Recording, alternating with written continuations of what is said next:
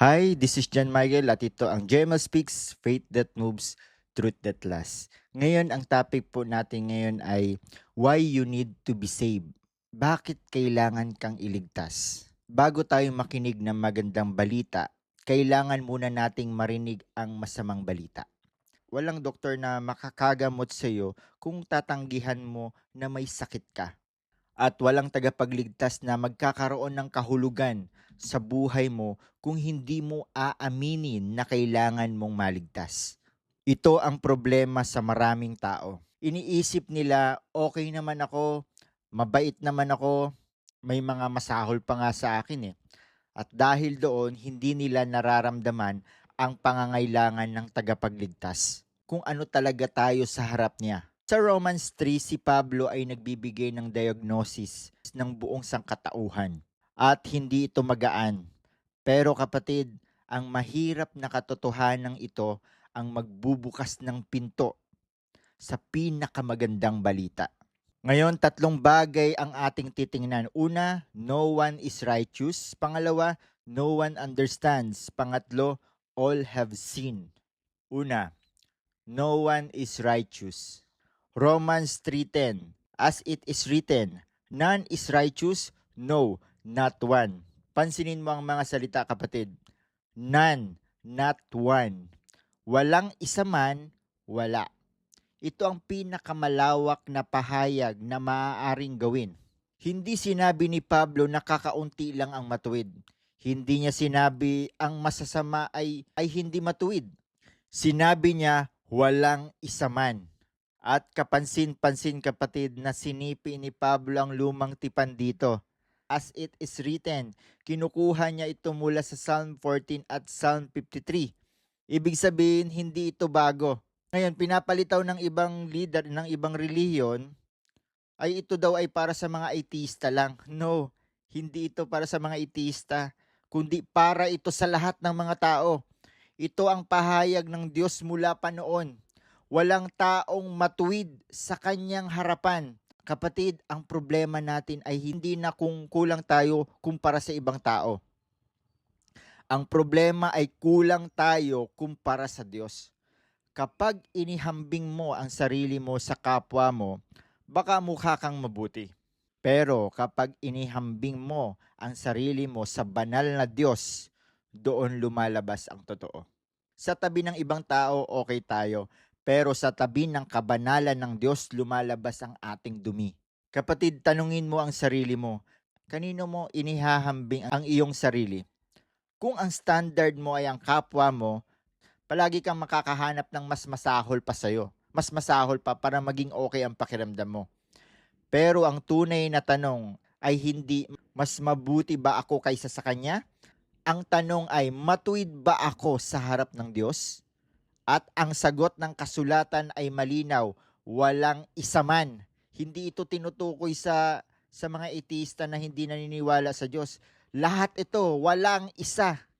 Itigil mo ang paghahambing ng sarili mo sa ibang tao. Sa halip, ihambing mo ang sarili mo sa pamantayan ng Diyos.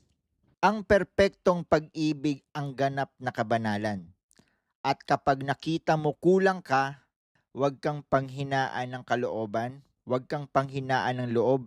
Yan ang unang hakbang patungo sa tagapagligtas.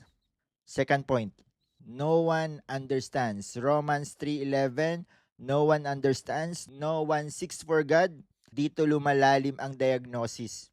Hindi lang tayo kulang sa gawa, may problema sa mismong puso natin. No one understands. No one seeks for God. Pansinin mo, sinasabi nito, sa likas nating kalagayan, hindi natin hinahanap ang Diyos. Baka sabihin mo, pero maraming reliyoso, maraming naghahanap ng spiritual na bagay. Totoo, pero ang hinahanap ng natural na tao ay hindi ang tunay na Diyos. Ito ay isang Diyos na akma sa kanyang gusto. Isang Diyos na hindi humihingi ng pagsuko. Ang katotohanan, kapatid, ay ito. Kung naghintay ang Diyos na tayo muna ang lumapit, wala tayong lalapit. Romans 3:11 ay malinaw, walang humahanap. Ang ating natural na direksyon ay palayo sa Diyos, hindi palapit. At ito ang nagpapaganda ng ebanghelyo, kapatid. Dahil hindi tayo ang unang naghanap, ang Diyos ang unang humanap sa atin. Luke 19:10, "For the Son of Man came to seek and to save the lost." Rinig mo kapatid, siya ang naghahanap, tayo ang nawawala. Eto, gamitin natin ng isang halimbawa. Isipin mo ang isang batang nawawala sa mall, kapatid. Hindi niya alam ang daan pa uwi. Kung hihintahin mo lang siya na siya ang makahanap, baka hindi na siya makakabalik. Kailangan ng magulang na maghanap sa kanya at yan ang ginawa ng Diyos sa atin.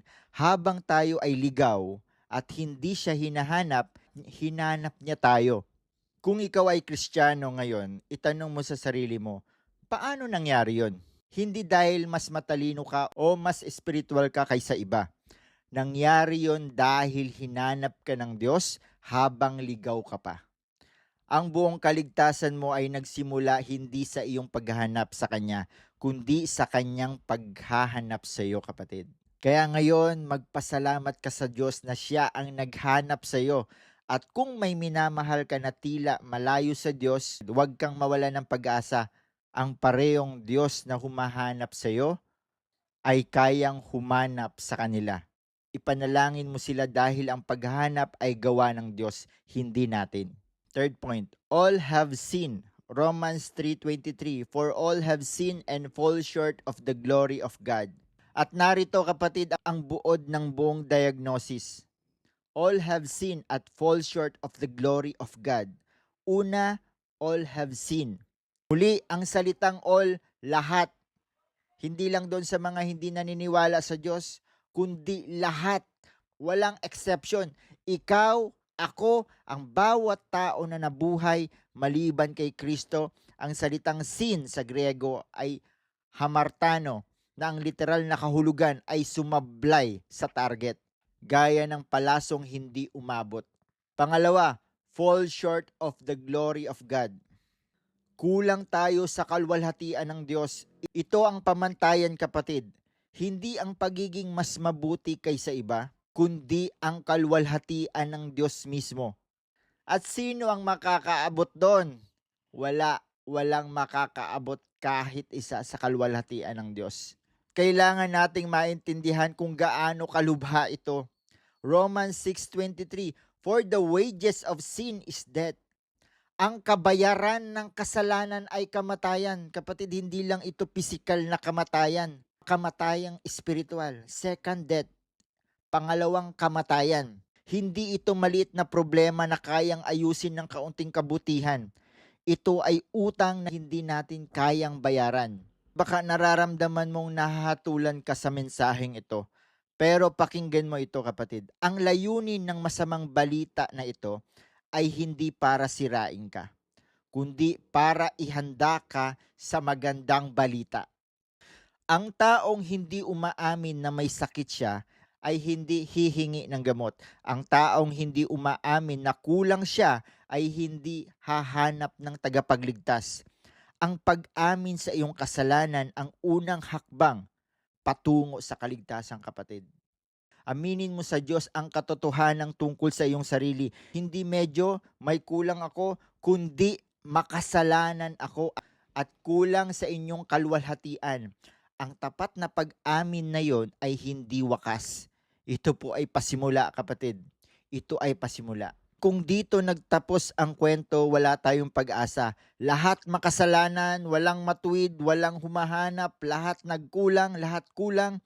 Isang madilim na larawan at papunta tayo lahat, ikalawang kamatayan o dagat-dagatang apoy. Yun ang pinakamalaking problema natin. Pero hindi doon nagtapos si Pablo. Pakinggan mo ang susunod na talata, Romans 3:24, "And are justified by His grace as a gift through the redemption that is in Christ Jesus." Ito na ngayon yung mabuting balita, kapatid. Naririnig mo ba ang pagbabago? Matapos ang all have sinned, dumating ang justified by His grace as a gift. Ang mga makasalanang walang pag-asa ay idiniklarang matuwid. Grabe. Hindi sa pamamagitan ng kanilang gawa, kundi bilang regalo. Paano yon nangyari? kundi sa krus, sa pamamagitan sa krus. Ito yung magandang balita, kapatid. Isipin mo, kapatid, ang utang na hindi natin kayang bayaran, may bumayad. 2 Corinthians 5:21, for our sake, He made Him to be sin who knew no sin, so that in Him we might become the righteousness of God. Amen. Ang walang kasalanan ay ginawang kasalanan para ang mga makasalanan ay maging matuwid. Ang katwiran na wala sa atin, ang katwiran na hindi natin kayang abutin, ay ibinigay sa atin bilang regalo. Yun ang magandang balita. Si Jesus ang tanging nakaabot sa kalwalhatian ng Diyos at ibinigay niya ang kanyang perpektong record sa mga taong kulang, sa mga taong kagaya mo at kagaya ko. Bumaba siya para gawin ito, kapatid. Philippians 2:8, He humbled Himself by becoming obedient to the point of death, even the death on a cross. Ang perpektong anak ng Diyos na hindi kulang sa anuman ay pumasok sa kamatayan na dapat sa mga makasalanan. At sa krus, tinanggap niya ang buong parusa na dapat sa iyo, na dapat sa akin. Ang kamatayan na kabayaran ng iyong kasalanan, kanyang tinanggap.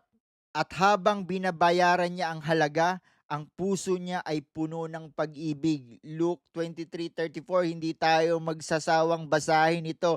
Father, forgive them, for they know not what they do. At nang matapos ang lahat, John 19:30, it is finished. Ang utang ay bayad na. Ang kulang ay napunuan na. Kaya, kapatid, oo, makasalanan ka, kulang ka, at hindi mo kayang iligtas ang sarili mo. Pero yan mismo ang dahilan kung bakit dumating si Jesus. Hindi siya dumating sa mga akala nilang sapat na sila.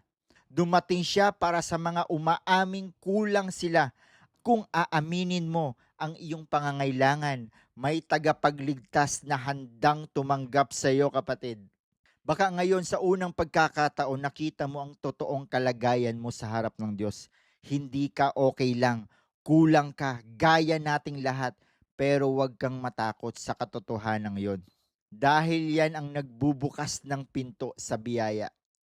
Ang mga taong iniisip nilang sapat na sila ay hindi lumalapit sa tagapagligtas. Pero ikaw na umaamin ngayon na kailangan mo siya, para sa iyo ang kaligtasan na ito, kapatid. Kung nais mong tanggapin si Jesus ngayong araw, ngayong gabi, anong oras man makarating ito sa iyo, hindi mo kailangan ayusin muna ang buhay mo.